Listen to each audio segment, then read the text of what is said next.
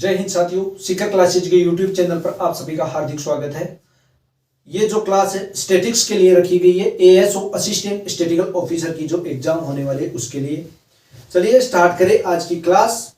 उससे पहले इस वीडियो को अपने दोस्तों तक जरूर पहुंचाइए। हम लोगों ने पिछली क्लासों में लगभग 24 से 25 वीडियो में आप लोगों तक पहुंचा चुका हूं। उसमें स्टैटिक्स का introduction, collection of datas, presentation of datas, उसके बाद में सेंटर टेंडेंसी, मेजरमेंट्स वगैरह वगैरह सब कुछ करवा चुका हूं। आज की क्लास में हम बात करेंगे किसके बारे में? कोरिलेशन के बारे में, सह संबंध के बारे में। कोरिलेशन, सह संबंध, सह संबंध।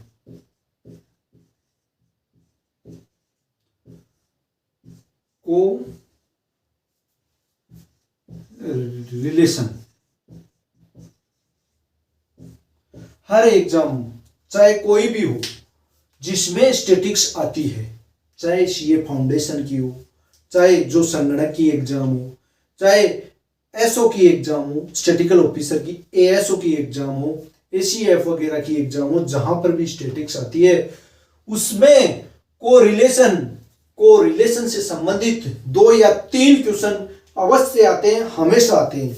इसलिए इस जो क्लास को आप मिस नहीं करें, अपना ध्यान अपनी मोबाइल की स्क्रीन पर लगातार बनाए रखें। ध्यान हटा और दुर्घटना आप लोगों के साथ घट सकती है। बहुत ही इजी टॉपिक है, कोई हार्ड एंड फास्ट नहीं है, कोई रॉकेट साइंस नहीं है। इजीली हम लोग समझेंगे, धीरे धीरे करते हुए सारे के सारे कंसेप्ट हम क्लियर कर लेंगे। चलिए स्टार्ट करते हैं। क्या होता है कोरिलेशन? जब दो समंक श्रेणियों में आपस में, जब 2 समंक श्रेणियों में, 2 भी हो सकती है या 2 से अधिक भी समंक श्रेणियां हो सकती है, आपस में एक साथ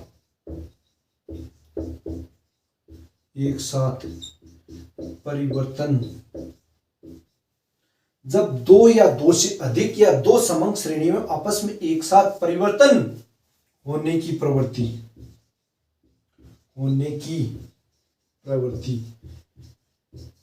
पाई जाती है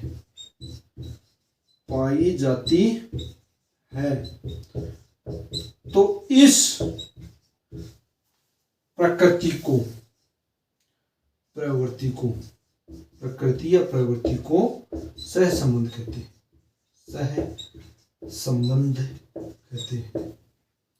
हैं। क्या समझे आप लोग? 2 समंक श्रेणियां हैं, 2 डेटा सीरीज है, उनमें एक साथ में परिवर्तित होने की प्रवृत्ति जो पाई जाती है, इस प्रकार की प्रवृत्ति, इस प्रकार की प्रकृति को क्या कहा जाता है? सह संबंध, कोरिलेशन कहा जाता है।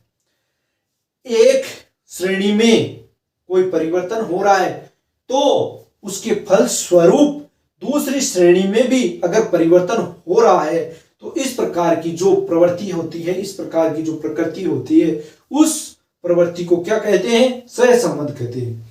यानी कि सहानुभूति से एक श्रेणी में अगर परिवर्तन हो रहा है तो दूसरी श्रेणी में भी परिवर्तन होता है, तो इस प्रकार की जो प्रकृति होती है उसे क्या कहा जाता है? उसे क्या कहा जाता है? सह संबंध कहा जाता है। जब 2 समंक श्रेणियों में आपस में एक साथ परिवर्तित होने की प्रवृत्ति पाई जाती है, एक साथ परिवर्तित होने की प्रकृति या प्रवृत्ति को सह संबंध कहा जाता है। एग्जाम्पल लेते हैं, जैसे उत्पादन। किस चीज का उत्पादन? कृषि उत्पादन। कृषि का उत्पादन तथा वर्षा। जितनी ज्यादा वर्षा होगी उतना ज्यादा उत्पादन होगा, यानी कि जितनी कम वर्षा होगी उतना जो कृषि का उत्पादन होगा वो क्या होगा? कम होगा। तो बरसात या वर्षा तथा उत्पादन के मध्य कोई न कोई संबंध है, कोई न कोई रिलेशन है। इसी रिलेशन की जब हम बात करते हैं तो उसे क्या कहा जाता है? सहसंबंध कहा जाता है, कोरिलेशन कहा जाता है। उत्पादन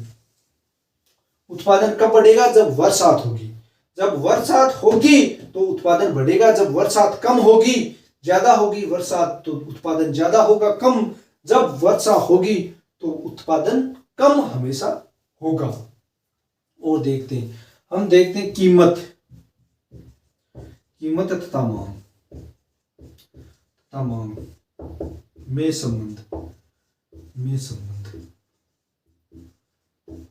क्या?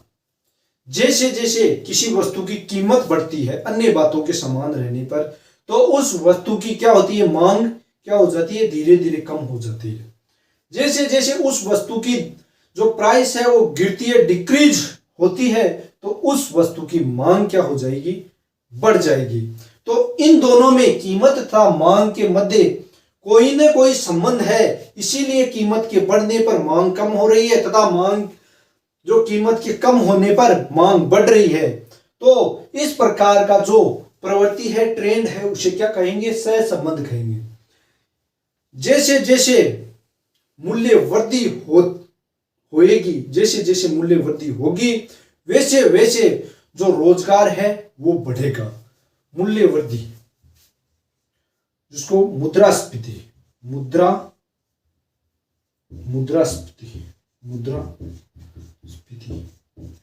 मुद्रास्फीति बढ़ेगी, वैसे वैसे क्या होगा? रोजगार भी बढ़ेगा।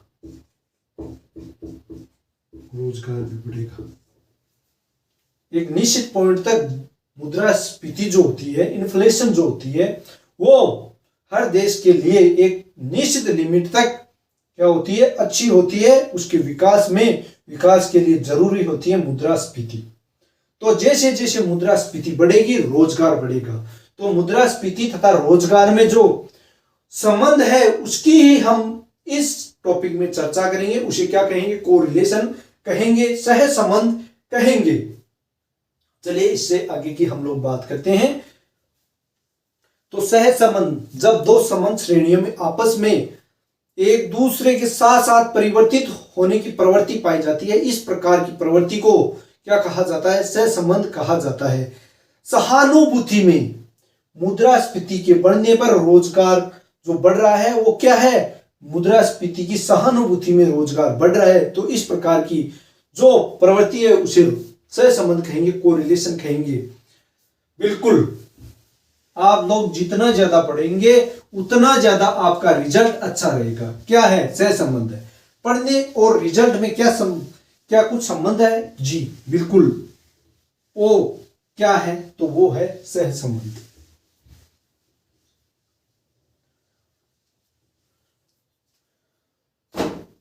सहसंबंध के जो मूल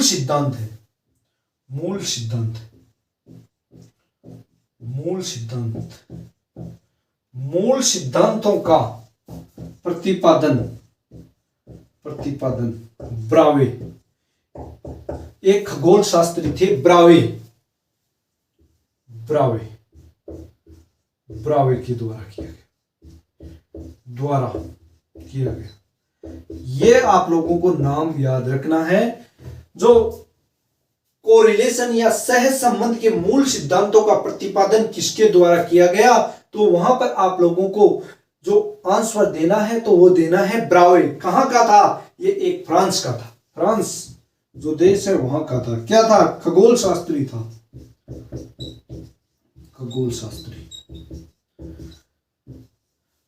फ्रांस के खगोल शास्त्री मिस्टर ब्रावे के द्वारा जो सहसंबंध है उसके मूल सिद्धांतों का प्रतिपादन किया गया, मूल सिद्धांतों को दिया गया। अगली बात करते हैं। इसके जो आधुनिक सिद्धांत है, जो मॉडर्न सहसंबंध पढ़ते हैं, वो किसके द्वारा दिया गया? आधुनिक सिद्धांत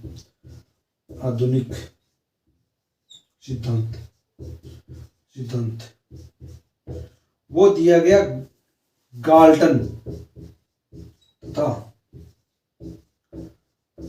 कार्ल पियर्सन कार्ल पियर्सन। जो सहज संबंध के मूल सिद्धांतों का तो प्रतिपादन किया गया ब्रावे के द्वारा, फ्रांस का एक खगोल शास्त्री था, लेकिन जो आधुनिक सिद्धांत दिए गए वो दिए गए कार्ल पियर्सन तथा गाल्टन। ये जो कार्ल पियर्सन गाल्टन वाला क्वेश्चन है बहुत सारे एग्जामों में ऐसे छपा है कि जो सह संबंध के आधुनिक सिद्धांत किसने दिए, तो वो दिए गाल्टन तथा कार्ल पियर्सन ने। जो सांख्यिकीय स्टैटिक्स है उसमें कार्ल पियर्सन का जो योगदान है उसे कभी भी नहीं भुलाया जा सकता। बहुत ज्यादा इन्होंने योगदान, कार्ल पियर्सन साहब ने बहुत ज्यादा योगदान दिया है। गाल्टन ने भी दिया है और कार्ल पियर्सन ने भी बहुत ज्यादा योगदान दिया है। तो जो सह संबंध है उसके मूल सिद्धांत किसने दिए, तो जो मूल सिद्धांत दिए थे वो तो दिए थे ब्रावे ने, तथा जो सह संबंध के आधुनिक सिद्धांत दिए वो दिए कार्ल पियर्सन ने। याद रखना है ब्रावे कार्ल पियर्सन, ब्रावे तथा कार्ल पियर्सन। अब बात करते हैं सह संबंध क्या है क्या नहीं है उसके बारे में। ब्रावे और कार्ल पियर्सन गाल्टन वाला नाम आप लोगों को अच्छी तरीके से ध्यान में रखना है। बहुत सारे एग्जाम में सीधा का सीधा यहां से क्वेश्चन पूछा गया है। जो सह संबंध है, सह संबंध संबंध दो चरों के मध्य, दो चरों के मध्य सह संबंध को रिलेशन, दो चरों के मध्य, दो चरों के मध्य उनके उनके कारण तथा प्रभाव क्या है। सह संबंध दो चरों के मध्य उनके कारण तथा प्रभाव के मध्य के संबंधों को, प्रभाव के मध्य के संबंधों प्रभाव के मध्य के संबंधों को क्या करता है, बताता है, दर्शाता है,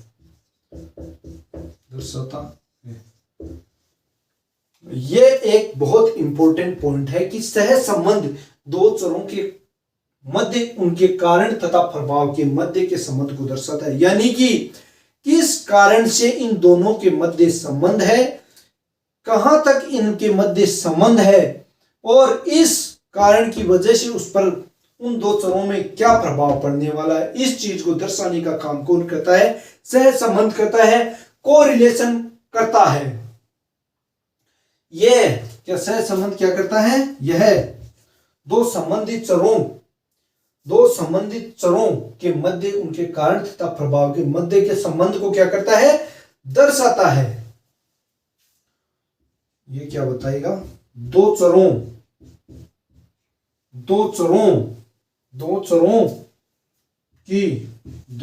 की क्या करेगा कि मात्रा तथा दिशा में होने वाले परिवर्तन को बताता है। दिशा में होने, दो चरों की मात्रा तथा दिशा में होने वाले परिवर्तन को दर्शाता है, परिवर्तन को दर्शाता है।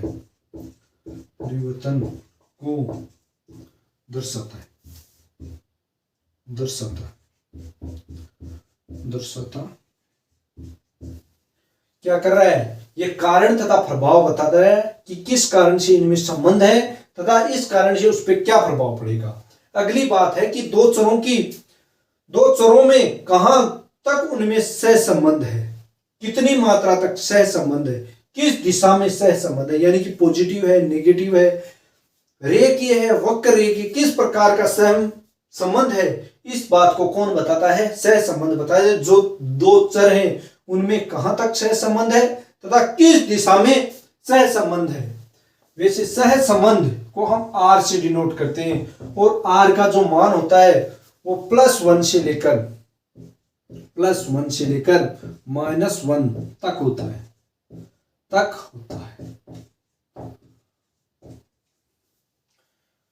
+1 भी हो सकता है और -1 भी हो सकता है। इन दोनों के बीच में आर का मान होता है, आर की वैल्यू होता है। जो कोरिलेशन है उसे आर से डिनोट करते हैं तथा इसका जो मान होता है +1 से लेकर -1 के बीच में होता है।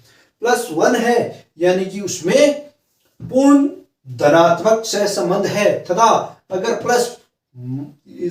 -1 है तो वहां पर पूर्ण ऋणात्मक सहसंबंध है। हम बात कर रहे हैं सहसंबंध की। तो सहसंबंध क्या है? जब दो समंग श्रेणियां आपस में एक साथ परिवर्तित होती है यानी कि एक श्रेणी के परिवर्तन से दूसरी श्रेणी में भी किसी प्रकार का परिवर्तन पाया जाता है तो इस परिवर्तन को क्या कहते हैं? सहसंबंध कहा जाता है। सहसंबंध के जो मूल सिद्धांत है उनका प्रतिपादन ब्रावे के द्वारा किया गया तथा आधुनिक जो सिद्धांत दिए गए हैं, आधुनिक जो मॉडर्न जो प्रिंसिपल्स दिए गए हैं वो किसके द्वारा दिए गए हैं? तो वो दिए गए हैं गाल्टन तथा कार्ल पियर्सन में।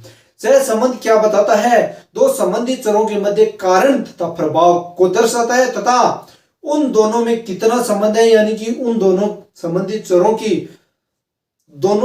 चरों की मात्रा तथा दिशा में, ये देखिए, मात्रा तथा दिशा में होने वाले परिवर्तनों को बताता है। इसका मान +1 से लेकर -1 तक होता है। अगली हम बात करें तो सहसंबंध के प्रकार, टाइप्स ऑफ कोरिलेशन। सहसंबंध कितने प्रकार का होता है? तो सहसंबंध सामान्यतः 4 प्रकार का हम लोग पढ़ते हैं, वो हम लोग बात करते हैं। सहसंबंध के प्रकार, टाइप्स ऑफ कोरिलेशन। सहसंबंध के प्रकार, पहला है धनात्मक सहसंबंध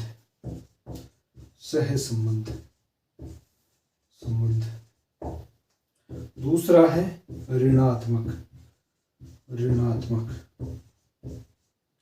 सहसंबंध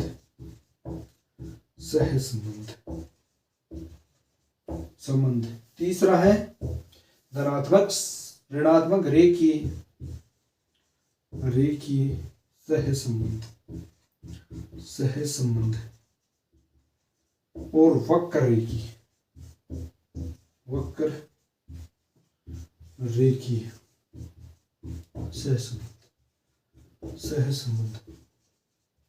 कितने प्रकार का है कोरिलेशन? तो 4 प्रकार का कोरिलेशन हमारे सामने आता है। धनात्मक सहसंबंध, ऋणात्मक सहसंबंध, रेखीय सहसंबंध और वक्र रेखीय सहसंबंध। आप लोग इसका स्क्रीनशॉट लीजिए।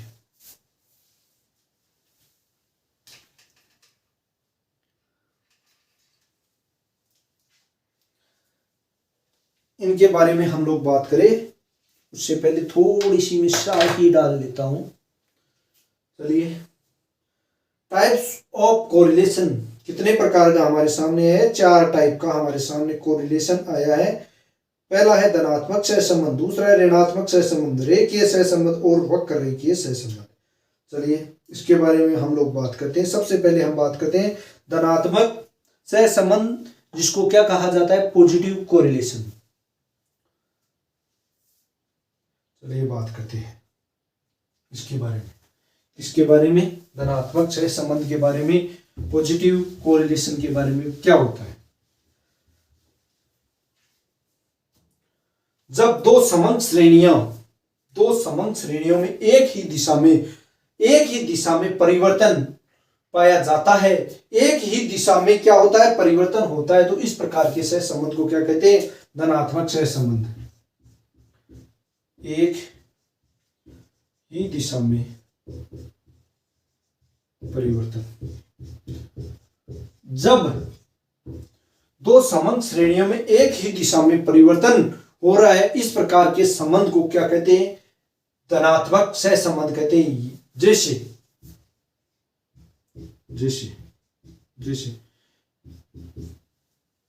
जैसे या अर्थात एक श्रेणी बढ़ रही है तो दूसरी श्रेणी भी बढ़ रही है, तथा एक श्रेणी घट रही है तो दूसरी श्रेणी भी घट रही है।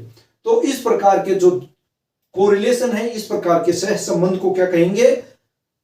धनात्मक पॉजिटिव कोरिलेशन कहा जाएगा। एक ही दिशा में परिवर्तन यानी कि एक श्रेणी के बढ़ने पर, एक श्रेणी के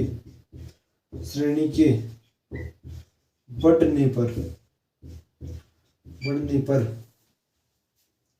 दूसरी श्रेणी का बढ़ना, एक श्रेणी बढ़ रही है तथा दूसरी श्रेणी भी बढ़ रही है, तो इस प्रकार के जो सह संबंध है, रिलेशन है, उसको क्या कहेंगे? धनात्मक सह संबंध कहेंगे। या फिर बढ़ रही है, यानी कि एक बढ़ रही है तो दूसरी भी बढ़ रही है, इसमें दोनों बातें हो सकती है। एक कम हो रही है, एक कम हो रही है, कम हो रही है, तो दूसरी भी कम हो रही हो, कम हो रही हो। तो इस प्रकार के जो सह संबंध है उसे क्या कहेंगे? तो उसे कहेंगे धनात्मक सह संबंध। यानी कि एक जो सीरीज है उसकी वैल्यू बढ़ रही है, तो दूसरी सीरीज भी अगर बढ़ रही है तो उसे धनात्मक सह संबंध कहेंगे। अगर एक वैल्यू कम हो रही है या घट रही है, तो अगर दूसरी वैल्यू है वो भी घट रही है, तो इस प्रकार के सह संबंध को क्या कहेंगे? धनात्मक सह संबंध कहेंगे। चलिए बात करते हैं, एक एग्जांपल लेते हैं, एग्जांपल की हम लोग बात करते हैं। मान लेते हैं, इधर लेते हैं प्राइस और डिमांड की हम लोग बात करते हैं। मान लेते हैं ये है प्राइस 2, 4, 6, 2, 4, 6। तो डिमांड वो कितनी कर रहा था?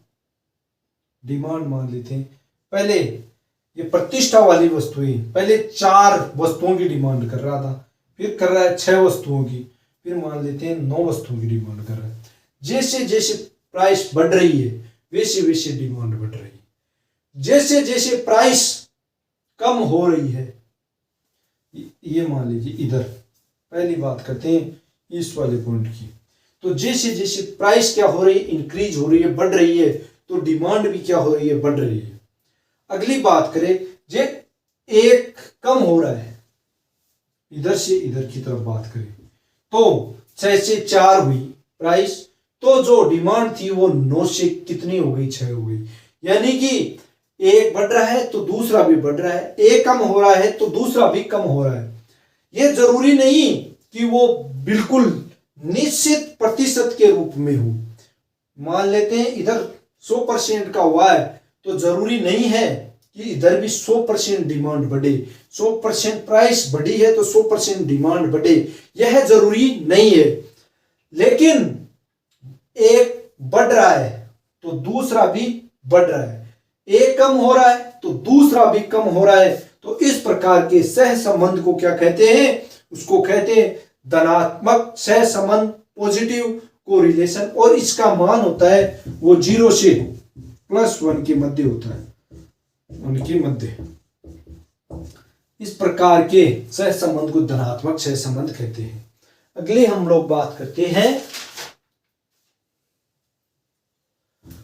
इस प्रकार से क्या है, एक एग्जांपल हम लोग ले चुके हैं। अगली हम बात करने वाले हैं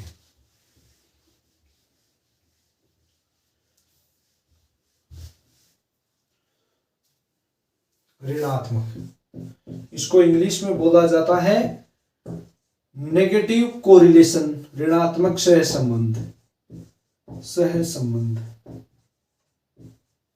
चलिए इसकी बात हम लोग करते हैं। ऋणात्मक सह संबंध क्या होता है?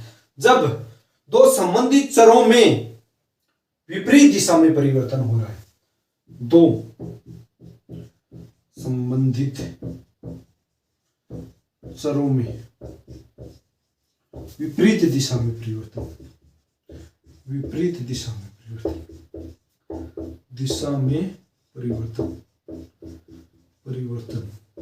चेंज, विपरीत दिशा में परिवर्तन। यानी कि एक चर, एक जो वेरिएबल है उसका जो मूल्य है, उसका जो मूल्य वैल्यू है, मूल्य बढ़ना तथा दूसरे का मूल्य घटना। एक ज्यादा हो रहा है, दूसरा कम हो रहा है, एक चर का मूल्य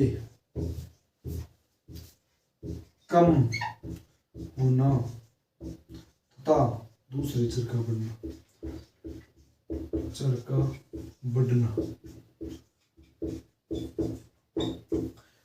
क्या है ऋणात्मक सह संबंध? ऋणात्मक सह संबंध है वो दो संबंधित चरों में जब विपरीत दिशा में परिवर्तन हो रहा है, यानी कि एक अगर बढ़ रहा है तो दूसरा घट रहा है, अगर एक घट रहा है तो दूसरा बढ़ रहा है। इस प्रकार के सह संबंध को ऋणात्मक या कौन सा नेगेटिव कोरिलेशन कहा जाता है। इसका एग्जांपल लेते हैं। एग्जांपल वही हम डिमांड वाला एग्जांपल लेते हैं। प्राइस और डिमांड, डिमांड की हम लोग बात करें। प्राइस 2, 4 और 6। प्राइस कितनी है? 2 है। वहां पर 10 वस्तुएं खरीद रहा था। प्राइस 2 से बढ़कर 4 हुई, उसने 8 वस्तुएं, मान लेते हैं उसने 7 वस्तुएं खरीदी। प्राइस कितनी कम हुई? प्राइस 2 की कम हुई।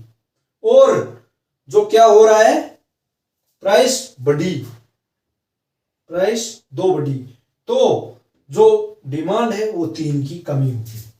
मान लेते प्राइस 6 हुई तो इसने 5 खरीदना स्टार्ट कर दिया। तो इन दोनों में क्या है? नेगेटिव कोरिलेशन है। कैसे कि एक की प्राइस, जैसे प्राइस बढ़ रही है, प्राइस बढ़ रही है तो डिमांड कम हो रही है। डिमांड क्या है? प्राइस बढ़ रही है तो डिमांड कम हो रही है। और इधर से अगर हम बात करें, डिमांड अगर बढ़ा रहे हैं, डिमांड अगर हम बढ़ा रहे हैं तो क्या हो रहा है? प्राइस घटा रहे हैं। इस प्रकार के सह संबंध को क्या कहते हैं? ऋणात्मक सह संबंध कहते हैं। इसका मान जो होता है, मान जो वैल्यू जो होती है वो 0 से -1 तक, -1 तक। अगर -1 है तो उसे क्या कहेंगे? अगर -1 है तो पूर्ण ऋणात्मक सह संबंध, ऋणात्मक। और अगर +1 है तो पूर्ण धनात्मक, पूर्ण धनात्मक। पूर्ण धनात्मक कहां पर कहेंगे? जब +1 है। और पूर्ण ऋणात्मक कब कहेंगे? जब -1 है। अब बात करते हैं, हम लोग बात करें सह संबंध के बारे में। जब दो समग्र श्रेणियां आपस में एक साथ परिवर्तित होने की प्रवृत्ति पाई जाती है तो इस प्रवृत्ति को सह संबंध कहा जाता है। सह संबंध के मूल सिद्धांतों का प्रतिपादन किसके द्वारा किया गया? ब्रावे के द्वारा किया गया तथा आधुनिक सिद्धांत गार्टन व कार्ल पियर्सन ने दिए।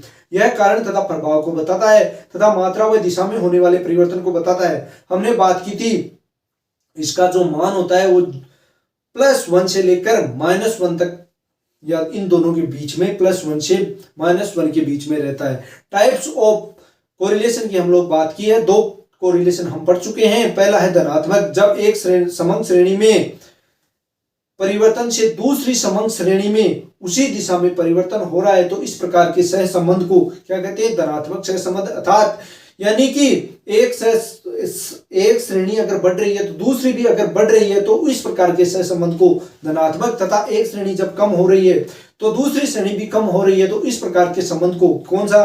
धनात्मक सह संबंध कहते हैं। ऋणात्मक सह संबंध इस प्रकार का सह संबंध जिसमें एक श्रेणी के बढ़ने से दूसरी श्रेणी कम होती है तथा एक श्रेणी के घटने से दूसरी श्रेणी बढ़ती है। इस प्रकार के सह संबंध को ऋणात्मक सह संबंध कहा जाता है। आप लोगों को यहां तक समझ में आ गया होगा।